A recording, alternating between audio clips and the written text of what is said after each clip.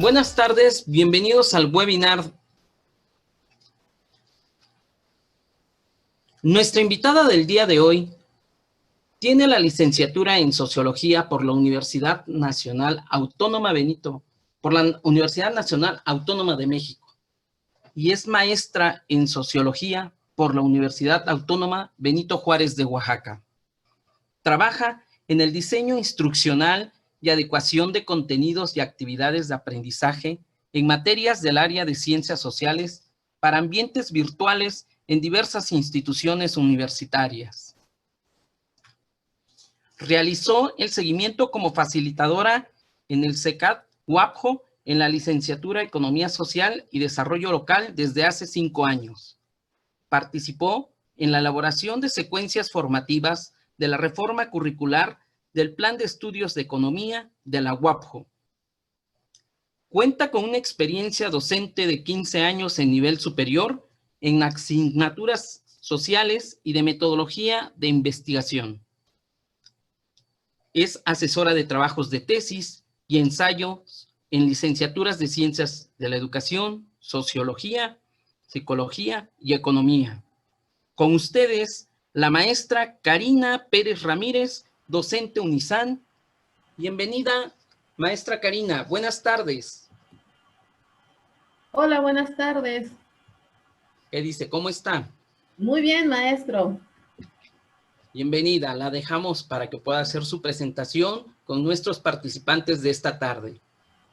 Muchas gracias. Bueno, voy a empezar a compartir la pantalla para iniciar con el tema, una mirada sociológica, pedagógica a Paulo Freire.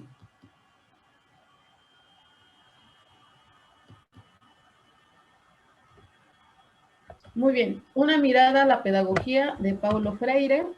Les voy a solicitar a la audiencia, por favor, que mantengan su sonido inactivo, que apagan sus micrófonos. El video es opcional si quieren tener su cámara prendida adelante. Les solicito, por favor, que al final realicen sus preguntas, comentarios o alguna cuestión que quisieran comentar, compartir con nosotros, la realicen al final de la exposición que voy a realizar. La participación ya puede ser por el chat, donde ustedes escriban la pregunta, comentario, o también pueden solicitar la palabra activando ya el micrófono y comentando la inquietud que tengan. Solamente les pedimos que sean respetuosos y si tienen alguna dificultad con el audio, con el video, lo vayan comentando en el chat. El objetivo de esta clase muestra es exponer los elementos pedagógicos y didácticos del autor Paulo Freire. Voy a retomar 2 obras que escribió Freire, es La educación como práctica de la libertad y La pedagogía del oprimido. Bueno, Freire es un pedagogo, es filósofo, nace en Brasil, tiene una vida bastante interesante debido a la situación política que se vive en Brasil y bueno, en sí en América Latina. Va a vivir en el exilio, primero sale de Brasil, llega a Chile, donde va a realizar la redacción del libro Pedagogía del oprimido, pero también por cuestiones políticas en Chile y el golpe que también toma el Estado de Chile, sale y entonces se va a vivir a Ginebra. Ahí va a permanecer una temporada de su vida hasta que después vuelve a regresar a Brasil. Todo este ámbito político se ve reflejado justamente en los textos de Freire y de ahí que él menciona la educación también es un acto político, no solamente es la cuestión de educar.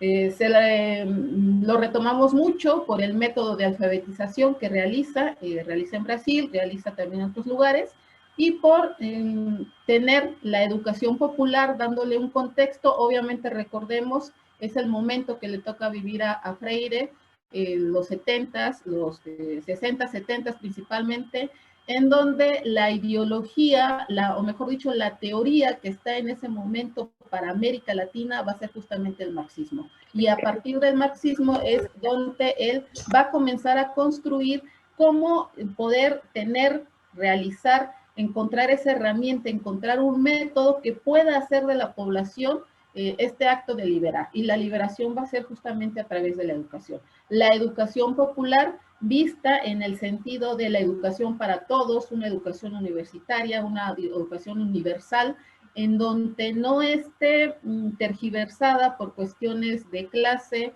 por una educación que vaya dirigida hacia cierto sector y que obviamente en esta educación dividida pareciera que la educación hacia cierta clase social tiene privilegios sobre la otra educación. No, Freire lo que está buscando es una educación para todos y de ahí su educación popular. ¿Cuáles son los elementos de esta pedagogía? El primero, por supuesto, es el contexto histórico. No hay que perder de vista que América Latina es su propia historia fue descubierta, fue conquistada y vivió un periodo de colonización. Una vez que termina este periodo de colonización e inicia este proceso de independencia, cada región va a tener un propio proceso de nacionalización y una construcción del Estado-nación que le va a permitir llevar a cabo una identidad del nacionalismo, los elementos que son necesarios para construir y constituir una ciudadanía y a la par, obviamente, buscar una forma de gobierno que le permita llevar un proyecto nación y dentro de esta búsqueda de proyecto nación, obviamente un elemento importante va a ser la educación.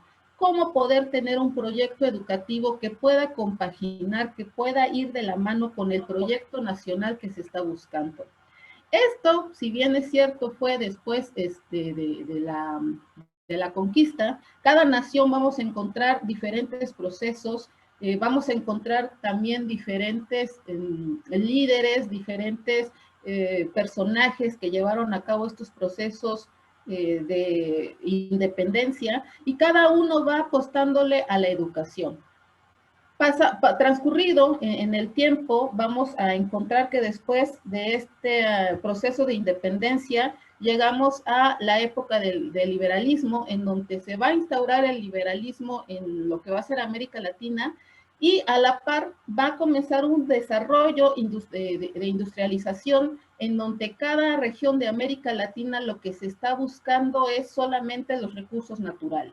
América Latina va a aportar a esta economía global ese recurso natural. ¿Y qué es lo que se requiere para poder estar dentro de este proceso económico? Pues simplemente una mano de obra, una fuerza de trabajo, y esa fuerza de trabajo no requiere que tenga una educación como se pensaría, simplemente es la fuerza de trabajo. En ese contexto, por supuesto, en varios países de América Latina, lo que vamos a encontrar es un proceso histórico donde la educación pareciera que es importante, pero solamente como parte de un discurso político, como parte de una propuesta política en donde sí, por supuesto, es la instauración también de las instituciones educativas, al menos en nuestro país, después del proceso revolucionario mexicano, vamos a encontrar algunas experiencias donde se va a instaurar los elementos de un sistema educativo mexicano que está buscando y que tiene su base en el artículo 3 de la Constitución y que a la fecha ha pasado por muchas reformas. Ese proceso histórico no puede ir separado del proceso político y a su vez también en esta triada del proceso sociocultural, porque la constitución de la sociedad y de la cultura también va de la mano y se va a mostrar cómo a partir de este proyecto educativo, a partir del proyecto político, se va construyendo una identidad, se va señalando cuáles son los elementos que deberían de estar en la formación del ciudadano, en la constitución del ser del ciudadano para poder construir y dar esa identidad, ese sentido de pertenencia y obviamente la cultura que se va a mostrar hacia las próximas generaciones, la cultura que vive la generación en la escuela y por supuesto la cultura que se está mostrando al exterior. En ese sentido, estos elementos están en el proceso educativo. Y estos elementos pareciera tan normales porque los hemos venido normalizando. ¿Y qué es lo que nos dice Paulo Freire? Hay que tener cuidado con eso. Por eso es importante el contexto histórico. conocer nuestra historia, conocer los propios procesos de cómo nos vamos constituyendo como nación, cómo vamos formando nuestra propia identidad y cuáles son los elementos culturales que va señalando el Estado, que va señalando el gobierno en turno, o que incluso a partir del modelo educativo que se presenta, ¿qué es lo que se va enfatizando? ¿Cómo se va enfatizando? Porque finalmente eso lo que da muestra es la parte macro, es decir, aquel modelo que pretende ser homogeneizador hacia todos. ¿Y qué es lo que nos dice Freire? No puede ser homogeneizador, porque al interior de los estados, al interior de las regiones, vamos a encontrar esferas y espacios que van a ser diferentes de aquello que se pretende que sea homogeneizante. En ese sentido, ¿qué es lo que propone Freire? No, lo que nos está diciendo Freire es, considerando todo este contexto, toda esta situación nacional, todo este proceso histórico, vamos a poner los ojos, vamos a colocar la mirada en donde yo estoy parada, en donde yo voy a estar conviviendo con mis estudiantes, donde yo veo que la escuela pertenece a una comunidad, es parte de una colonia, es parte de una región, y cómo esta escuela va a tener un papel mediador con la sociedad, con los padres de familia, con los docentes, obviamente también con todos aquellos otros actores que intervienen en este sistema educativo mexicano y que intervienen también en esta cuestión de educar. Sin embargo, adentro, lo que nos menciona también Freire es, está el docente o el maestro y los estudiantes. Y lo que nos propone es que debe de existir o se debe de dar prioridad al diálogo en donde no se está colocando al maestro por encima del estudiante, tampoco se está colocando un estudiante por encima de otro estudiante, sino que tiene que ser una relación donde todos los que estamos en este espacio podamos construir, podamos dialogar, podamos intercambiar ideas, podamos intercambiar nuestras creencias también y poder realizar a través del diálogo, encontrar cuáles son aquellas mentiras que nos han estado enseñando, cuáles son aquellas creencias que son resultado de un proceso justamente que viene desde la propia historia de pensar que aquello que es normal, que esto está bien, no, sino a través del diálogo el hombre empieza a descubrirse a sí mismo. ¿Cuál es la relación que tiene el hombre con el hombre? ¿Cómo nos relacionamos? ¿Cómo también los estereotipos se van a ver marcados en esta relación de hombre como el hombre? O las cuestiones de género. ¿Cómo vamos constituyendo ese diálogo? Y obviamente cómo también nosotros estamos construyendo el mundo, cómo estamos enfocándonos con ese mundo y cuál es nuestra relación con el mundo, qué es lo que hacemos. Y el mundo no es algo en abstracto, el mundo es lo que está en lo cotidiano, el mundo es mi casa, el mundo es el lugar donde yo vivo, los animales o domésticos o las mascotas que se tienen, las plantas, es decir, todo aquello en donde tenemos nuestra vida cotidiana, en donde movemos y hacemos nuestro día a día, ese es el mundo. Y en esta relación con este mundo, ¿dónde estoy situado yo? ¿Y dónde estoy también construyendo? ¿Qué es lo que voy haciendo? Esa vida cotidiana, es estar con el mundo, es estar con el hombre, es lo que dice Freire. A partir de este diálogo, lo que toca es problematizar.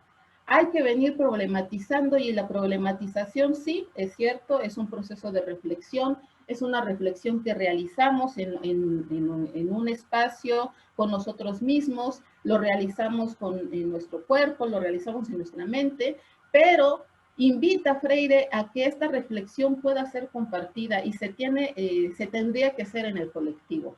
La reflexión debe de ser en las aulas educativas, la reflexión debe de ser en aquellos grupos en donde podamos llevar a cabo esta reflexión e ir compartiendo ideas, ir compartiendo las inquietudes que tenemos, porque ninguna idea va a ser tachada de que sea algo que tú estás mal o que estás bien.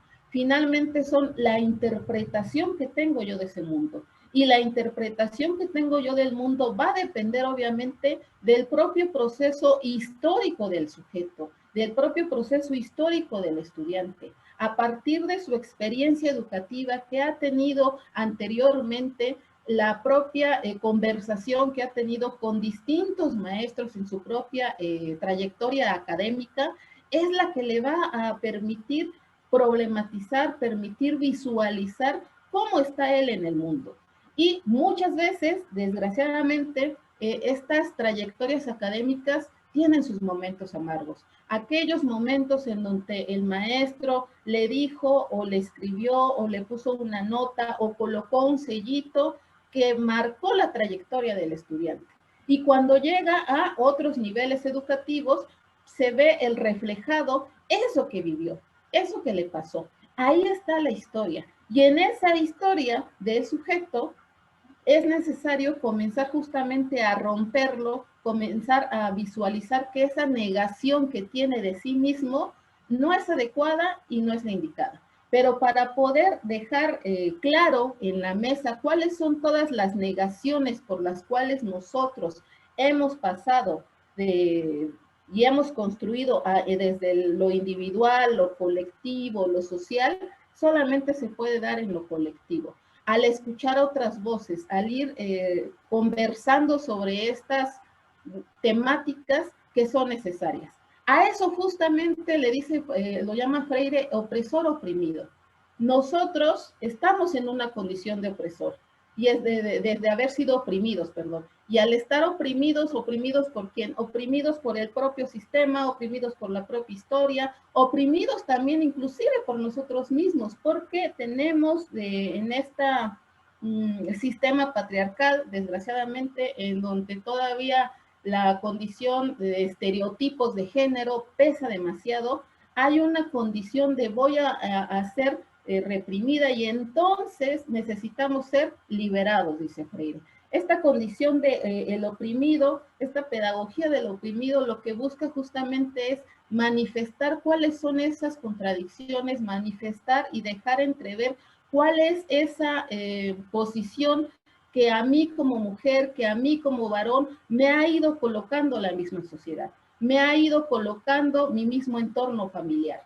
Y en esa situación, yo entonces empiezo a ver, empiezo a dialogar y encuentro que estos son falsas creencias, son falsos elementos que no son pertinentes y que ahora yo me tengo que liberar de todo eso. Obviamente el proceso de la liberación, dice Freire, se puede dar a partir de la educación, a través de la educación. Pero para eso necesitamos que la educación nos tenga esta concepción bancaria, que es un término que él explica en Pedagogía del Oprimido.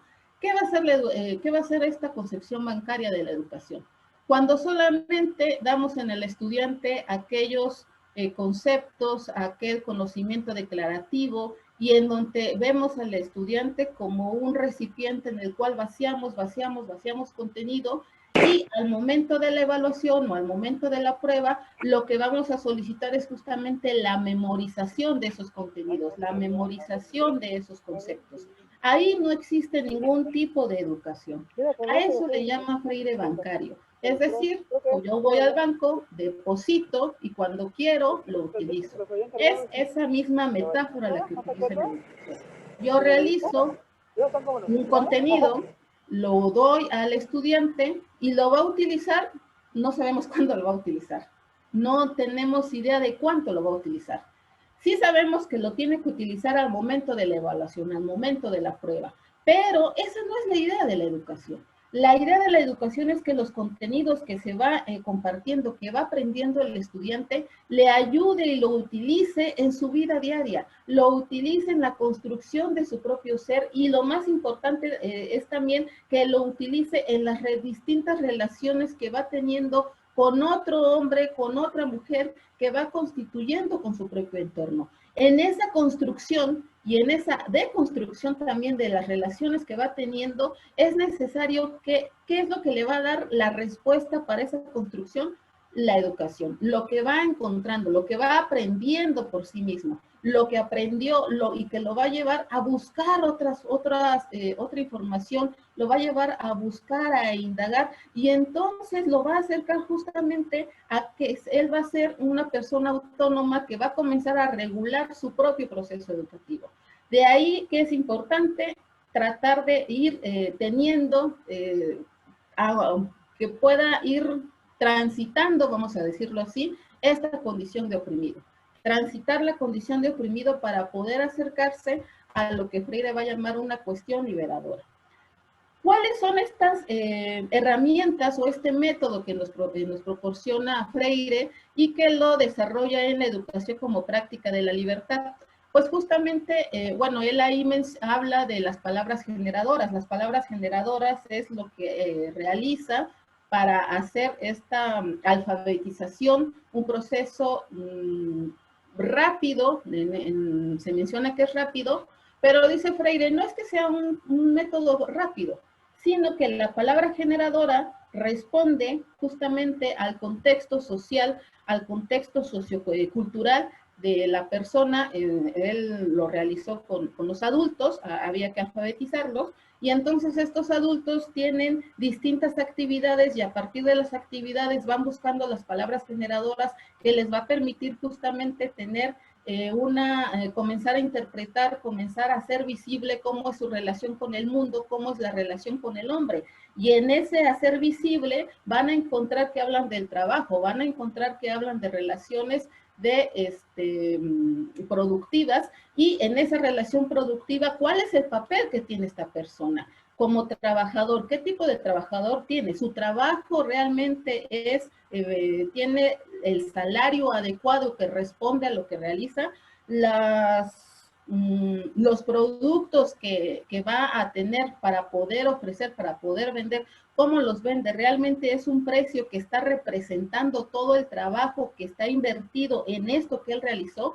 Es decir, comienza justamente a problematizar ese mundo, pero es a partir de la palabra generadora. Por lo tanto, es un método activo, y este método activo es partir de lo que le es cercano a mi estudiante, para que a partir de eso les comience a él a interpretar, comience a desmenuzar aquel contexto en el cual él se encuentra. Y para eso tiene que ser en esta cuestión dialógica, es decir, dialogando, buscando, teniendo conversaciones con los otros y en donde todos puedan participar. No es necesario más bien dicho, la participación es necesaria porque solamente a través de la participación colectiva se puede ir construyendo ese camino para poder hacer visible esta relación, para poder comprender esta cuestión del ser, con la construcción del ser como sujeto y no la construcción del ser como objeto de la educación.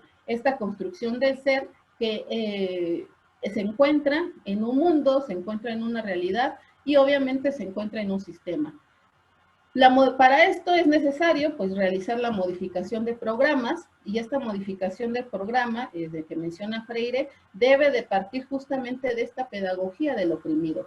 En esta modificación del programa, la pedagogía del oprimido es importante porque pone el centro en cómo este programa está diversificando, está exponiendo los contenidos.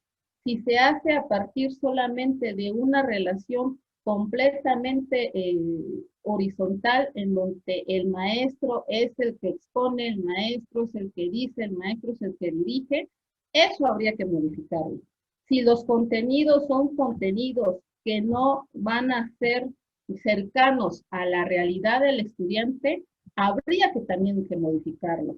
Y si los contenidos empiezan o tienen una estructura en donde salta del contenido declarativo, salta al contenido del tener que hacer, pero no aparece el saber, eso también habría que modificarlo. Es decir, existe un contenido, pero ese contenido del programa fue diseñado desde la institución. Y ya, como les había mencionado al inicio, la institución educativa diseña pensando en la mayoría de la población, pensando en lo que requiere una niñez. Pero en términos de lo local, muchas veces ese programa no empata con la realidad. Ese programa institucional no se acerca también a la realidad. Entonces habrá que hacer las modificaciones correspondientes para que este programa, este contenido del programa, pueda servir, pueda ser útil y llevar a cabo esta pedagogía que menciona Freire. ¿Qué se necesita? Pues por supuesto las técnicas. La técnica principal es la participación, pero también una técnica en donde el estudiante es el que comienza a descubrir sus propias habilidades, a poder llevar a cabo sus propias creatividad y a comenzar a ya no tener miedo de que lo que piensa quizás está mal, quizás está equivocado, sino comenzar a tener un uso de técnicas que sean más participativas, una metodología más participativa, y para eso, bueno, pues ya hemos escuchado mucho de los proyectos, trabajar bajo proyectos globales, que tienen o buscan esa función, justamente esta cuestión de las técnicas.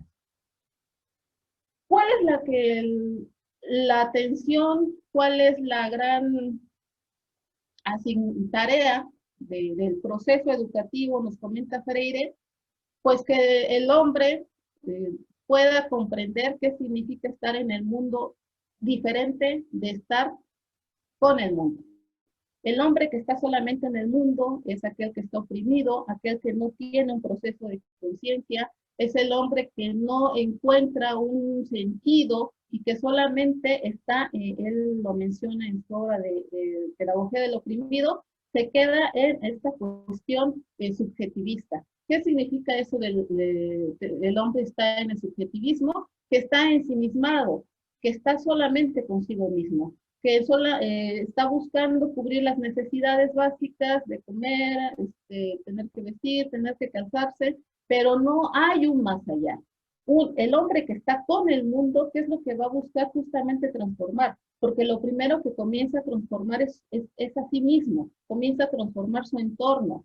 Eso es estar con el mundo. Y entonces el hombre se vuelve sujeto, un sujeto que está buscando tener una participación activa en la propia historia de su colectivo, pero empieza a tener una participación activa con su propia historia. Empieza a construir su historia, empieza a tomar decisiones, comienza a decir qué es lo que quiere hacer, cómo diseña, cómo planea su proyecto de vida. Para eso se necesita liberar. Y el hombre está continuamente en esa búsqueda, construye su proceso de liberación, sí, a partir de la educación, porque entonces aquí la educación tiene un sentido más amplio la palabra. No, ya no solamente se refiere a una educación que se da a partir de un programa y de un contenido educativo, sino esto, con lo cual se inicia, el hombre empieza a educarse a sí mismo, empieza a liberarse, busca información, busca ayuda, empieza a hacerse, pero en colectivo. El hombre empieza a liberarse y entonces el hombre, dice Freire, se vuelve humanizado. Se vuelve alguien que pueda estar en una relación más cooperativa, que pueda todavía tener esta capacidad de sorpresa, que pueda ser sensible ante el dolor humano. Este hombre humanizado. Y esto también es la pedagogía de la conciencia, que es justamente es poder reflexionar, poder conversar, poder construirnos a partir de los distintos elementos que, bueno, ya les comenté. ¿Cuál sería la conclusión de esto? Esta pedagogía que nos señala Freire y que responde, como yo les mencionaba, al momento que le toca vivir, la década de los 60, los 70, es todavía, nos da justamente estas herramientas pensándola en nuestra realidad. Ahora con esta situación de la pandemia, en donde la educación sale de las aulas, sale de este contacto cara a cara, y entonces estamos justamente en estos medios a través de plataformas, a través de herramientas tecnológicas, a través de tener una interacción sincrónica, pero también una interacción asincrónica, cómo poder llevar a cabo esta pedagogía de Paulo Freire a lo que estamos viviendo ahora. Bueno, pues justamente nos ofrece eso. Ya tuvimos una experiencia el semestre pasado, o lo del ciclo escolar pasado, que nos toca cerrar por esta pandemia. Nos toma en un momento donde no hay experiencias, nadie estaba preparado para esto, vamos experimentando en el camino, vamos buscando alternativas y cerramos el ciclo escolar de la mejor manera que cada institución, cada docente pudo haberlo realizado. Ahora que estamos, en educación superior ya, en algunas universidades ya iniciamos semestre, En otras universidades está por iniciar el semestre y bueno, en educación básica próximamente inicia el ciclo escolar. ¿Qué es lo importante? Hacer esa adecuación curricular. Tenemos un programa de estudios, sabemos que no vamos a tener a nuestros estudiantes, que no vamos a estar en la institución educativa, que no vamos a estar en nuestras aulas y que no vamos a poder tener al estudiante frente a frente. Ahí es donde hay que diseñar y hay que realizar esta adecuación curricular en los primeros temas, por lo menos de aquí a octubre, que es lo que nos han dicho las autoridades, desde el Estado, es lo que se ha mencionado, vamos a esperar a octubre, y en octubre quizás, dependiendo de la situación, se pueda regresar todavía a clases presenciales. Ahí es donde hay que hacer la adecuación. ¿Cómo yo puedo entonces tomar aquellos temas, poder establecer cuáles son los que yo puedo exponer, trabajar a partir de estas herramientas? La otra herramienta que también nos ayuda a Freire cuando él menciona hay que establecer una relación dialógica. El maestro tiene que tener una relación con su estudiante en donde el maestro no es aquel que enseña, sino el maestro se acerca a su estudiante, conoce su historia, conoce su situación, conoce su contexto. Difícilmente podemos hacer eso ahora. Y un elemento que nos puede ayudar a tener ese acercamiento y a conocer a nuestro estudiante es una ficha pedagógica. Las fichas pedagógicas, el modelo estándar, lo que preguntan son cuestiones generales, cuestiones socioeconómicas, y bueno, en el nivel superior, pues se pregunta si el estudiante trabaja, si el estudiante vive con familia, si vive solo, si cuenta con una computadora. Esas son las cuestiones generales. Pero podemos adecuar esas fichas pedagógicas a las necesidades de la asignatura que estamos impartiendo, preguntando, por ejemplo, cuál ha sido su experiencia, cómo fue su experiencia en el semestre pasado que le toca también cerrar en este contexto de pandemia, cómo fue su experiencia con las clases en línea, qué le pareció el estar en esta dinámica, qué es lo que no le gustó, qué sí le gustó, qué es lo que le gustaría ver ahora que inicia nuevamente, cuáles son las formas que él tiene para poder aprender, le gustó las actividades, qué actividades propone. Ahí es donde nosotros podemos tener ese acercamiento. Y obviamente, pues por supuesto, preguntar si tuvo problemas con su internet, si tuvo problemas con su computadora, si requiere de actividades que puedan ser aplicables para una laptop, para una computadora de escritorio y para un teléfono celular móvil, si requiere también a qué otros recursos que se le facilite al estudiante para poder realizarlo. Y de ahí, una vez que tengamos esta información en una ficha una ficha pedagógica, que al estudiante no le va a llevar más allá de 5 minutos requisitarla y que además a él le va a servir para poder hacer un ejercicio de veras, cómo fue, qué me gustó, qué no me gustó, qué quisiera ver, qué quisiera inclusive trabajar, qué temas de investigación son los que yo quisiera ver en esta materia que me permitan a mí como docente poder construir y diseñar esas actividades de aprendizaje. Diseñar estas actividades, sí, tenemos este contexto, sabemos que las primeras 2 unidades, o por lo menos la primera evaluación, va a ser sobre este formato, esto que estamos ya teniendo de educación en línea. Bueno, vamos trabajándolo, vamos viendo que estas actividades de aprendizaje realmente le resulten significativas al estudiante. Y ahí es donde vamos a comenzar a aprender la realidad, como dice Freire. El sujeto que está en el mundo, el sujeto que está en esta realidad que estamos viviendo con esta pandemia, con toda esta cuestión de sanidad, con esto que en un momento parecía no creíble, pero que ahora ya, bueno, ya no es cuarentena, ya estamos de acuerdo a los semáforos, cómo lo estamos viviendo y cómo esto lo podemos ver. Y las temáticas de investigación o las actividades pueden ser y pueden aportarle al estudiante una explicación y una lectura de la realidad. Y también a nosotros como maestros, ¿qué es lo que vamos a aprender? ¿Cómo podemos ir aprendiendo este mundo y a partir de esta realidad? Con todo, ¿para qué? Pues para la liberación, como dice Freire, la educación es una práctica de la libertad. ¿Por qué? Porque liberamos primero el cuerpo. ¿En qué sentido el cuerpo? Bueno, si yo requiero que mi estudiante me diga cómo se siente, sí, en el salón de clases él está sentado, pero está sentado con su compañero al lado, con su compañero enfrente, con el maestro que está en el pizarrón o está en su escritorio, y esta sensación, o mejor dicho, esta disposición y este acompañamiento con sus compañeros, pues hace que su cuerpo no sienta que está tanto tiempo sentado. Al estar en casa, si es que cuenta con un espacio en donde tenga, bueno, existan las condiciones que pueda él aprender, quizás su cuerpo no lo resienta tanto. Pero si se encuentra en un espacio en donde está mamá, está papá, están los hermanitos, están las mascotas, difícilmente va a poder prestar la atención que se requiere a la clase porque tiene muchos distractores, está en un espacio en donde el cuerpo va a comenzar a decir, ya me cansé, ya me aburrí, ya me quiero levantar, simplemente ahorita son 5:42, ¿cómo están sus cuerpos?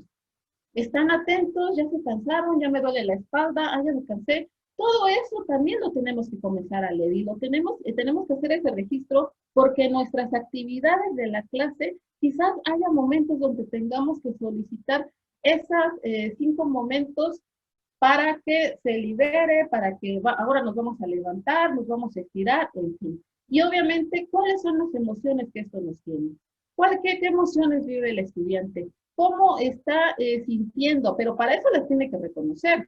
Y ahí también se tiene que liberar porque nos cuesta trabajo hablar de nuestras emociones. Si cuando entramos al salón de clases y preguntamos, ¿cómo se encuentran estudiantes? ¿Bien? ¿Mal? Sí, vocalmente dicen que bien, pero cuando nosotros los vemos decimos, no, tú no estás bien, tú tienes algo. ¿Por qué? Porque aprendemos a reconocer la gesticulación, aprendemos a reconocer el estado anímico de nuestro estudiante. Pero cuando nos encontramos en este entorno, hay que buscar otras formas y hay que encontrar el medio para que el estudiante pueda también reconocer sus emociones. Y lo más importante, que aprenda que la emoción es válida, no tiene que tener ningún adjetivo calificativo. Y ahí también viene una liberación de estas emociones que socialmente nos buscan justamente reprimidas. Es decir, estamos en esta cuestión de oprimido. Y, por supuesto, la parte de los roles de género, los estereotipos de los roles de género que están muy marcados y que también hay que comenzar a liberar. Bueno, yo llegaría hasta aquí la clase muestra. Esta es la bibliografía, como ya les había mencionado. Se construyó a partir de estas 2 obras de Freire, que son muy representativas, de educación como práctica de la libertad y pedagogía del oprimido.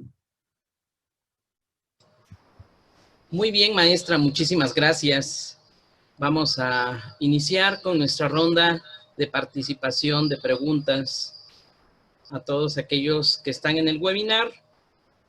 Podemos iniciar nuestra ronda de preguntas hacia nuestra ponente, la maestra Karina. Si gustan, pueden abrir video para levantar la manita o por el chat también hacerle las preguntas a la maestra. Iniciamos. ¿Alguna pregunta por algún participante?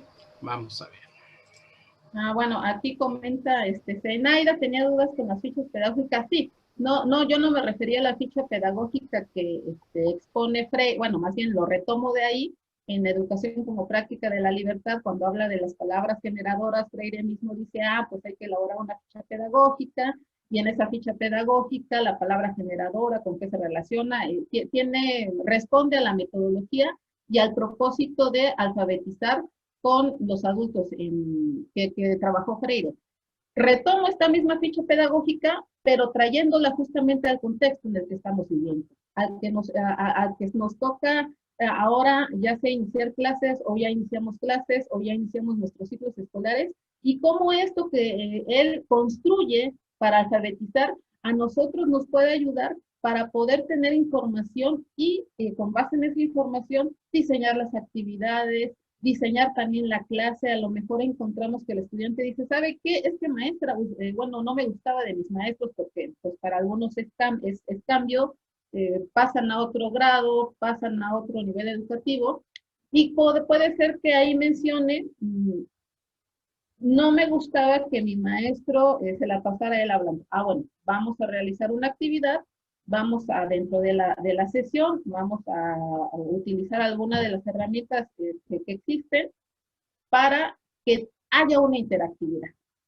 Eso es lo que nos puede servir. O conocer o saber cómo es su internet, si cuenta con un dispositivo, las condiciones de la casa. Es decir, retomar esta parte que menciona Freire de conocer el contexto en el cual se encuentra el estudiante. Ok. Hay otra pregunta, maestra, por parte de Ale Jovas. Dice, ¿qué propone Paulo en la cuestión del desarrollo sobre el pensamiento creativo?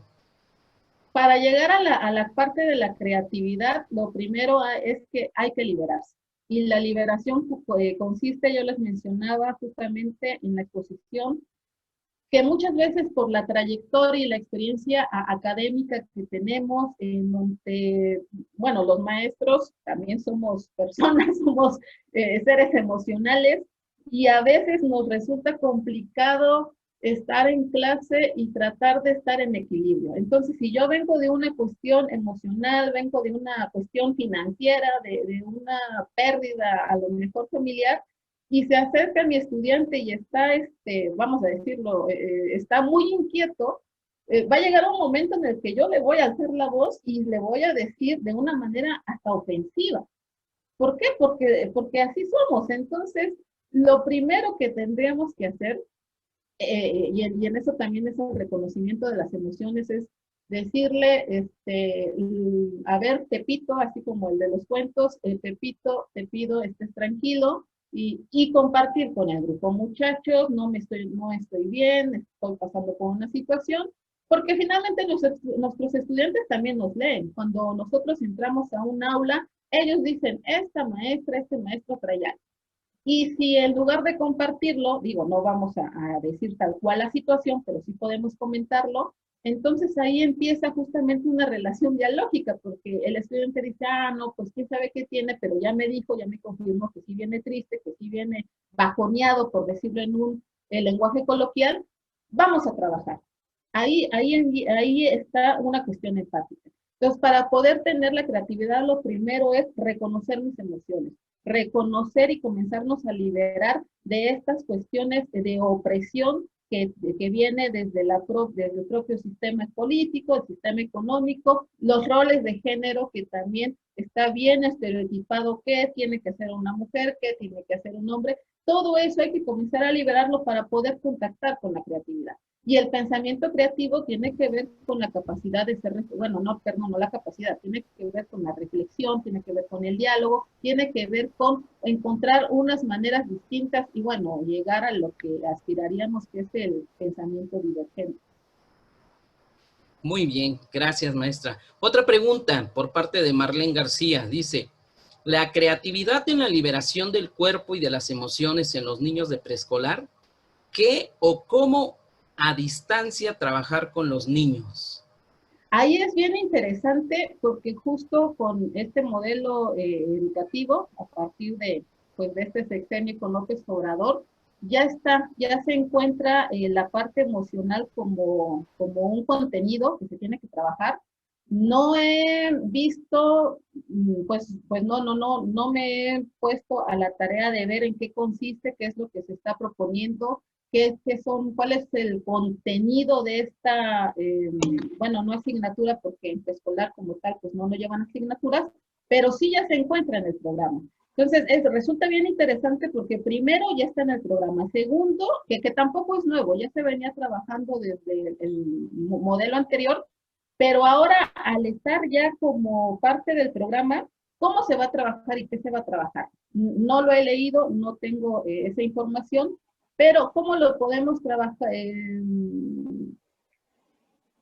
a distancia? Bueno, a distancia un elemento puede ser el hablar, que el estudiante hable, que el estudiante haga una presentación de su familia, que el estudiante busque un objeto que pueda tener en su casa o en su contexto y a partir de ese contexto, de ese objeto poder hablar, puede ser un juguete, puede ser una planta, puede ser una piedra, también dependiendo de la herramienta o la plataforma que utilice, se puede elaborar una interacción en donde el estudiante le pregunte algo a su compañerito y éste responda y así sucesivamente. Así es como se pudiera trabajar. Ok. Bueno, de Zenaida Peralta Bustamante dice, principalmente hay que trabajar con la flexibilidad psicológica. Hasta luego. Sí es así, ¿verdad, maestra? Sí, sí, sí, sí, por supuesto. Bueno, es que como yo lo leo como una afirmación, digo, pues sí, efectivamente. Claro, yo también la estaba tratando de leer así, ¿no? Bueno, no sé si alguien más tenga alguna pregunta de los participantes que quiera hacer alguna pregunta aquí en esta charla con la ponente de esta tarde, la maestra Karina. Pueden abrir micrófonos, pueden abrir video para poderlos visualizar, para que la maestra los pueda ver. No sé si alguien de ustedes tenga alguna otra pregunta.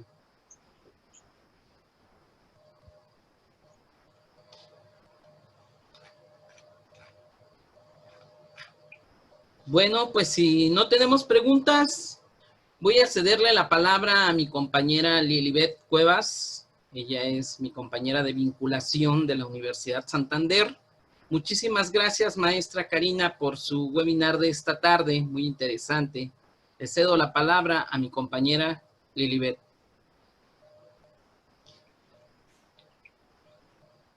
Antes, Lilibet, que podamos iniciar, hay otra pregunta para la maestra Karina. Claro. Dice, el pensamiento crítico, ¿qué papel juega entre el maestro y los alumnos? De Ale Jovas. Maestra Karina, ¿qué nos puede decir? ¿Qué papel juega? Desde el estudiante, el poder construir justamente desde la reflexión. Estamos mal acostumbrados a ser críticos y no un pensamiento crítico como tal. Entonces, en esta cuestión de hacer crítica, se hace a partir de del propio sentir del estudiante. Y en ese sentir, pues interviene justamente estos momentos, si el docente le habló bonito o lo felicitó o le hizo alguna observación, y ahí se lucha también con una cuestión de ego, sobre todo en nivel universidad. En los últimos semestres, lo que es séptimo y octavo semestre, el estudiante ya se siente, ya es, y sí, pues sí, ya está por egresar.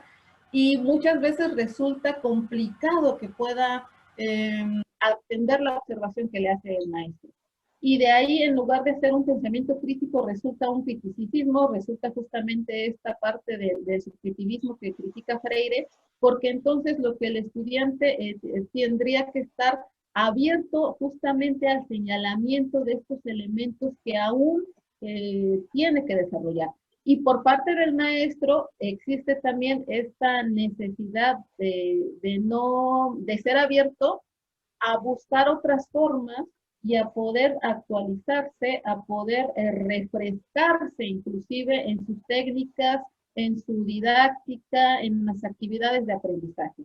Porque también eso hace que entonces ahí ya no hay pensamiento crítico, lo que existe es la reproducción de una programación que se realizó a partir de una secuencia de actividades que voy repitiendo grupo con grupo, semestre tras semestre, y pues deja de ser completamente actualizado y no cumple con nada de lo que dice Freire. ¿Qué es lo que tendríamos que estar haciendo? Primero, cada grupo es diferente, el estudiante va cambiando, no va a ser el mismo grupo que tuve en semestres anteriores, y a partir de ahí, justamente empezar a construir, empezar a diseñar y empezar a buscar actividades, y lo más importante, como lo señala Freire, que esté respondiendo a esa realidad, que esté respondiendo al contexto en el que yo me encuentro. Porque si no, no vamos a llegar a ese pensamiento crítico. Muchas gracias, maestra. ¿Alguien más que quiera participar antes de volverle a ceder la palabra a mi compañera Lilibet? No sé si gustas abrir tu audio, Marlene, para hacer la pregunta o por el chat. Por el chat. No sé si ya lo pudo leer, maestra Karina. Dice, Sí. ¿Cómo transmitir estrategia? Ay, perdón, perdón, maestra. Adelante, adelante, maestra. ¿Cómo transmitir estrategias a docentes? Bueno, quizás la palabra, ¿cómo transmitir estrategias a docentes? Como maestro sin receta.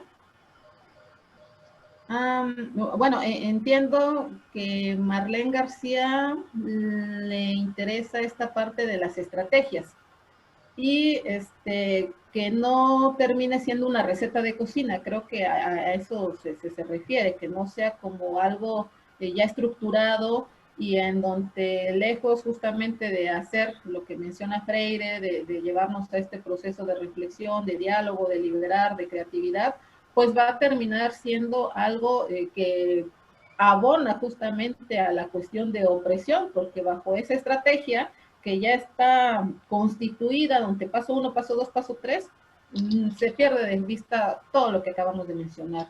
Entonces, más bien sería, tiene que ver con otras cuestiones. La primera es la vocación. El ser docente es una vocación, la vocación de compartir, la vocación de aprender, la vocación de estar ahí y la vocación también de poder construir con los otros colegas, de construir con los maestros, de dar la oportunidad que inclusive entre los grupos pueda existir ese acercamiento. Ahí está esa vocación, ahí está el interés por querer también ir transformando, ir modificando estas cuestiones. Evidentemente las estrategias docentes, la parte de la didáctica es fundamental, pero sinceramente dar respuesta en 2 minutos, ahorita lo vería muy complicado. Eso es tema de un taller, es inclusive tema para una materia, para un contenido. Hablar de las estrategias, hablar de didáctica, hablar de cómo llevar a cabo estos proyectos grupales, hablar de trabajar bajo proyectos, el trabajo colaborativo justamente. Entonces ahí es bien enriquecedor, es bien interesante porque muchas veces el maestro lleva a cabo, lleva a la práctica esta estrategia, pero no sabe no se ha dado cuenta que lo que llevó a cabo fue una estrategia.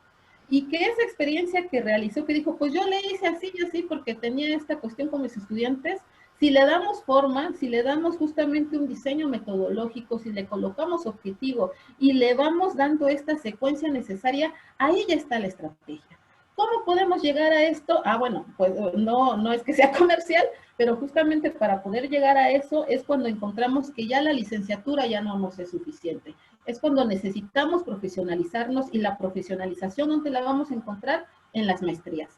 Es ahí donde encontramos que mi experiencia empírica, que mi experiencia como profesional, la puedo construir y me va a servir de base para poder llevar a cabo esta estrategia, ofrecerla, compartirla, pero que ya tenga este cuerpo teórico, que ya cumpla con estos elementos didácticos, que cumpla con los elementos pedagógicos y decir, esto es lo que yo estoy realizando y es lo que realicé.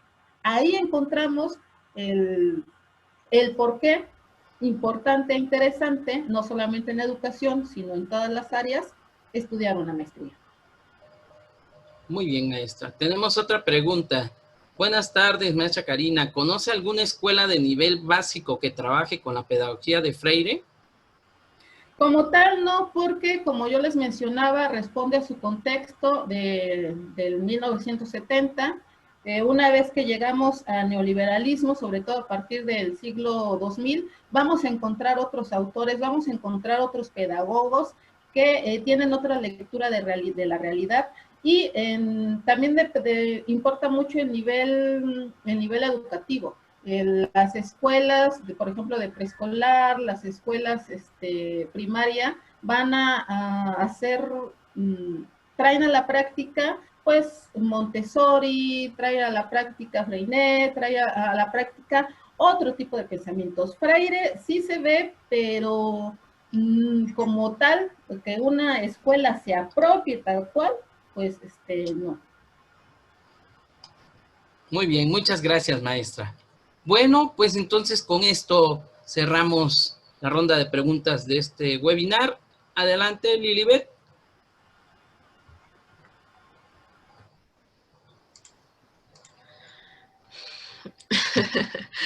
Ok. Hola, buenas tardes. Primero que nada, pues agradecer a la maestra Karina por su participación. La verdad estuvo muy interesante su tema. Y nuevamente invitarlos a ser parte de nuestra Universidad Santander. Recuerden que contamos con 3 maestrías en educación.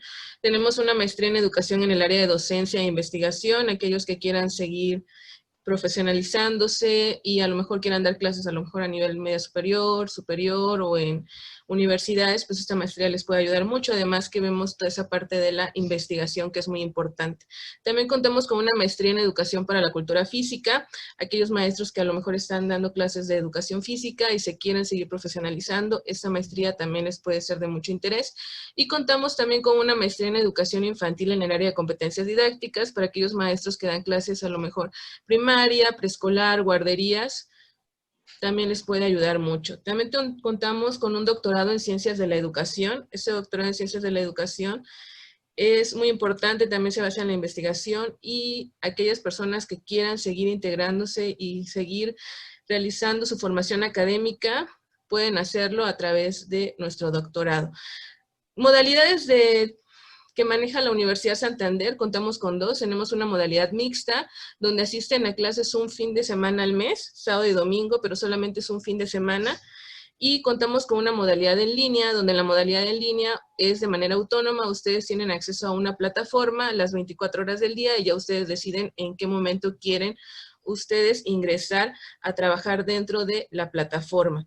Inicios de clases. En nuestra modalidad en línea vamos a iniciar clases el 5 de septiembre y en la modalidad mixta iniciamos el 5 de septiembre y en la modalidad en línea vamos a iniciar clases. Cada mes tenemos ingreso. Ahí vamos a iniciar clases el 28 de septiembre y posteriormente en octubre tenemos otro ingreso. Pero en modalidad mixta únicamente abrimos en el mes de septiembre, que es el 5 de septiembre, y ahí posteriormente abriríamos hasta el mes de enero. Costos, manejamos costos accesibles, acérquense con nosotros. Ahorita tenemos muchas promociones, estamos manejando una promoción en inscripción del 50%. También tenemos algunos convenios con algunas instituciones. En la parte de abajo pueden observar que tenemos algunas instituciones marcadas aquí como Cobao, como Valles Centrales, como el Llevo, donde tenemos algunos tipos de convenios y también aquellos maestros que ahorita que egresaron de las normales, también tenemos promociones especiales para ustedes, entonces se pueden acercar y preguntarnos. También la Universidad Santander cuenta con 7 licenciaturas. Tenemos Educación, Derecho, Administración de Empresas, Contaduría, Turismo, Mercadotecnia e Informática. Y tenemos costos especiales. Ahorita estamos manejando una beca del 60%. Manejamos una inscripción única también. Y la ventaja de las licenciaturas es que las puedes terminar desde en 1 año hasta en 3 años. Aquí tú decides en qué tiempo quieres terminar tu licenciatura y depende del número de materias que lleven. Aparecen aquí nuestros números telefónicos. 951-132-6563 y en el WhatsApp atendemos por el 951-563-9815. Y también los esperamos en la Universidad Santander. Estamos ubicados aquí en calle Flor de Azahar, número 115, Colonia Candiani. Entonces estamos cuidando, sí estamos trabajando aquí en la universidad, tenemos todas las medidas necesarias para su cuidado. Entonces sí pueden venir a acercarse aquí a la universidad y realizar alguna de sus preguntas. Si tienen alguna duda también nos pueden preguntar por WhatsApp. Y queremos invitarlos también a los cursos que vamos a tener. Este mes vamos a tener este fin de semana el curso de herramientas tecnológicas de apoyo para la investigación, que es el 22 y 23 de agosto, y que va a ser de manera en línea, y también vamos a tener un curso el mes de septiembre de redacción y de textos académicos. Todos los 2 cursos son en línea y son sábado y domingo de 10 de la mañana a 3 de la tarde.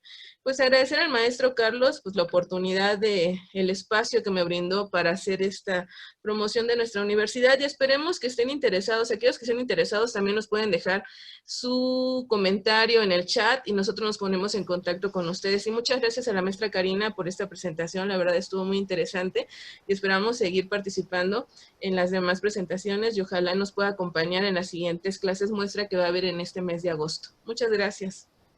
A ti, Lilibet, muchísimas gracias por darle a los participantes la información sobre nuestros posgrados y licenciaturas con los que contamos aquí en la Universidad Santander.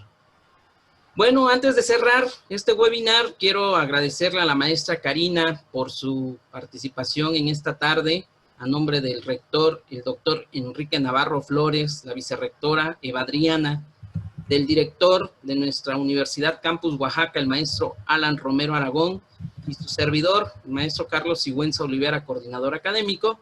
Maestra, muchísimas gracias por este webinar. A todos los participantes los seguimos invitando. El día de mañana tenemos un tema más para compartir con ustedes. Y pues antes de cerrar, pues nos dicen por acá, gracias maestra Karina y a la universidad por compartir temas de gran interés. Me gustaría una clase muestra sobre Freinet o Montessori. Bueno, pues vamos a tratar de organizar esto. A Anabel, Ana Silva, creo que decía, Elsa Rivera, gracias maestra Karina y a la UNISAN. Gracias a ustedes, participantes, por estar con nosotros y acompañarnos en esta tarde. Luz María, gracias a la ponente y a la UNISAN por estos espacios de aprendizaje. Pues ya saben, pueden ustedes sintonizarnos a través del Facebook también y aquí en nuestros webinars. Bonita tarde. Gracias, maestra. Nos seguimos viendo. Gracias, hasta luego.